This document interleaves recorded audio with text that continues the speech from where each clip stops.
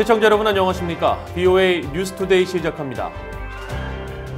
도널드 트럼프 대통령이 부인 멜라니아 여사와 함께 신종 코로나 바이러스에 감염된 사실을 밝혔습니다. 백악관은 현재 트럼프 대통령 부부의 상태가 괜찮다고 밝혔는데 11월 대선을 한 달 앞둔 상황에서 벌어진 초유의 사태에 전 세계가 주목하고 있습니다. 경쟁자인 바이든 후보는 트럼프 대통령의 쾌유를 기원했습니다. 첫 소식 이조은 기자가 보도합니다. 도널드 트럼프 대통령이 미국 시간으로 2일 새벽 1시가 조금 안 된 시각 트위터를 통해 자신과 영부인 멜라니아 여사의 신종 코로나 바이러스 감염 사실을 밝혔습니다. 멜라니아 여사와 양성 반응이 나왔고 즉시 격리돼 회복 절차에 들어갈 것이라면서 모두 함께 극복할 것이라고 강조했습니다. 마크 메도우스 백악관 비서실장은 트럼프 대통령의 증세는 경미한 수준이며 대통령 직무를 수행하고 있고 앞으로도 계속 그렇게 할 것이라고 말했습니다. 백악관은 이어 트럼프 대통령은 비타민 D, 멜라토닌 등을 먹고 있고 좋은 상태이며 멜라니아 여사도 약한 기침과 열이 있을 뿐 좋은 상태라고 전했습니다. 또 트럼프 대통령은 워싱턴 DC 인근 메릴랜드주에 있는 군병원에서 예방적 조치로 며칠 머물 것이며 병원에서 업무를 볼 것이라고 언론에 설명했습니다. 이런 가운데 대선에 앞서 하루 두세 곳씩 숨가쁘게 유세를 다녔던 트럼프 대통령이 격리 조치되면서 향후 일정에 큰 차질이 빚어지게 됐습니다. 오는 15일로 예정된 2차 TV 대선 토론도 코로나 확진자의 최소 격리 기간이 14일이라는 점을 감안하면 현재로서는 일정대로 진행될지 불투명해 보입니다. 민주당 후보인 조 바이든 전 부통령은 2일 트위터를 통해 코로나 확진을 받은 트럼프 대통령과 멜라니아 여사의 신속한 회복을 바란다면서 대통령과 그의 가족의 건강과 안전을 위해 계속 기도할 것이라고 밝혔습니다. 이어 자신과 부인 질 여사는 코로나 바이러스 검사에서 음성 판정을 받았다고 밝혔습니다. 각국 정상들의 위로도 이어졌습니다. 코로나 바이러스에 감염돼 중환자실까지 경험했던 보리스 존슨 영국 총리는 트럼프 대통령과 멜라니아 여사 모두 코로나 바이러스로부터 신속한 회복을 기원했습니다. 한국의 문재인 대통령이 조속한 쾌유를 기원하는 위로전을 보낸 데 이어 캐나다의 지스탱 트리도 총리를 비롯해 지난 6월 코로나에 감염됐던 후안 오를란드 에르난데스 온두라스 대통령도 트럼프 대통령과 멜라니아 여사의 쾌유를 기원했습니다. 북한의 김정은 국무위원장도 조선중앙통신을 통해 공개한 위로전문을 통해 트럼프 대통령과 영부인이 하루빨리 완쾌되길 진심으로 기원한다면서 반드시 이겨낼 것이라고 전했습니다.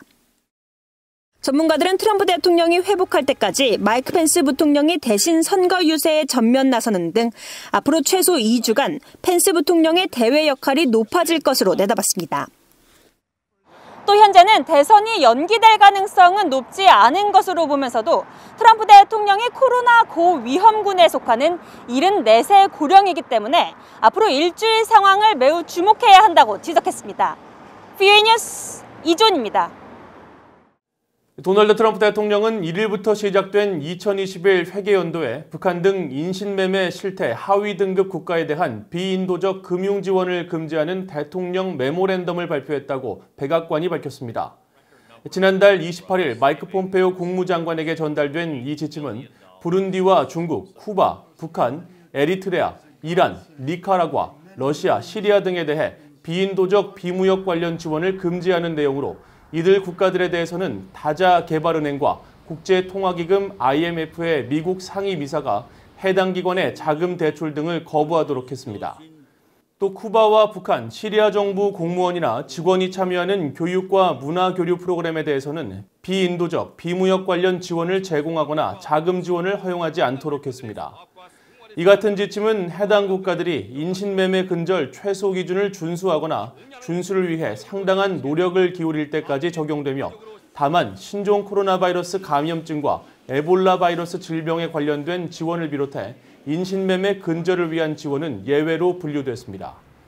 지난 2000년 제정된 인신매매 피해자 보호법은 국무부가 매년 전 세계 인신매매 실태를 조사한 보고서를 발표하고 대통령은 인신매매 근절 기준을 충족하지 못하는 국가들에 대해 최소 기준을 준수하거나 최소 기준 준수를 위해 상당한 노력을 기울일 때까지 지원을 하지 않는다는 결정을 내리도록 했습니다.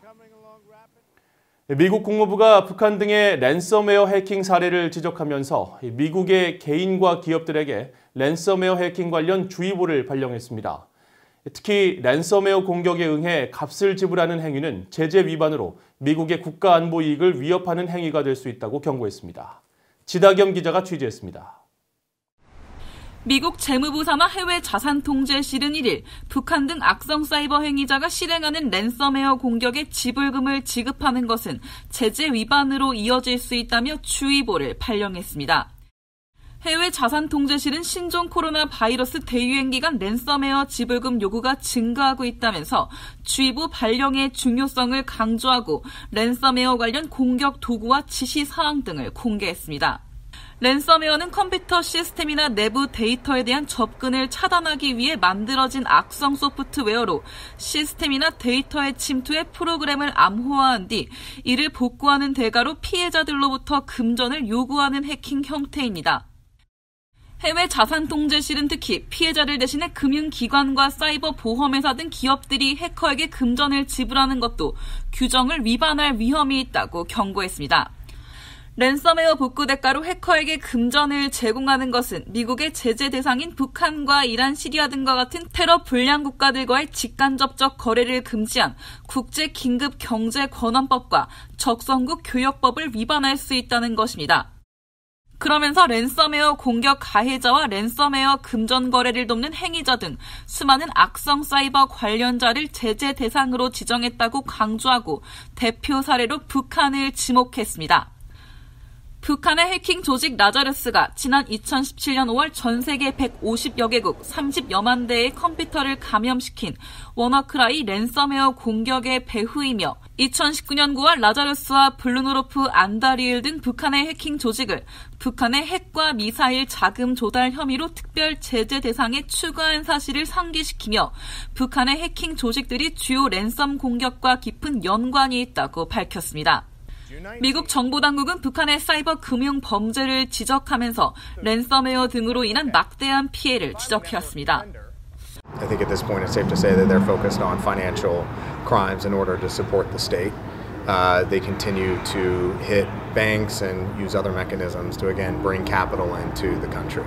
In calendar year 18, according to IC3 stats, the losses due to ransomware were $3.6 million. In calendar year 19 to date, we're not even through the whole year, that number has already doubled to $7.3 million. 재무부 해외 자산통제실은 제재 대상과 연관단체의 해킹 복구 대가로 금전을 지불하는 것은 미국의 국가안보 이익을 위협하는 행위라고 거듭 경고했습니다. 그러면서 랜섬웨어 금전 지불은 제재 관련 범죄자와 적대국의 이익 창출을 가능하게 하고 그들의 불법적인 목적 달성을 진척시킬 수 있는 만큼 관련 기관들의 능동적인 대응책 실행이 필요하다고 지적했습니다. VA 뉴스 지다겸입니다.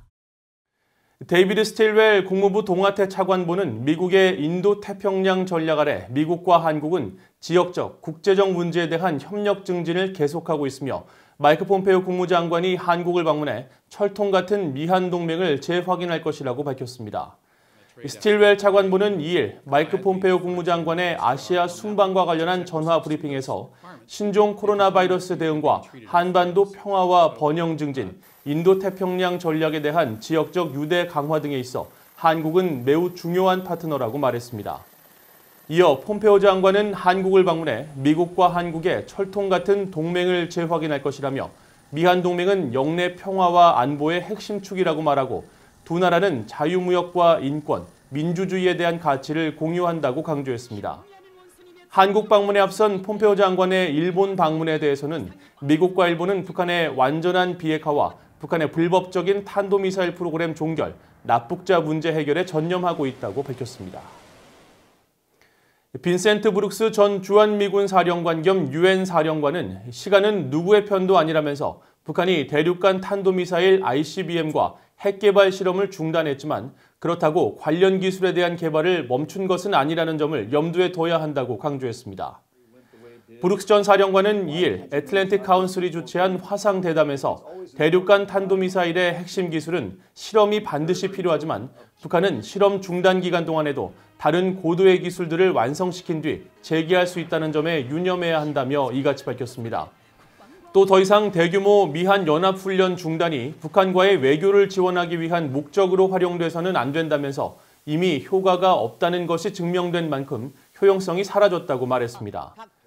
브룩스 전 사령관은 이어 대북 제재는 양날의 검과 같다며 이미 북한의 해외 노동자 송환과 관련해 러시아 등은 비자를 교묘히 속여 제재를 회피하기 시작했다면서 시간이 갈수록 제재가 느슨해지지 않도록 경계해야 한다고 강조했습니다.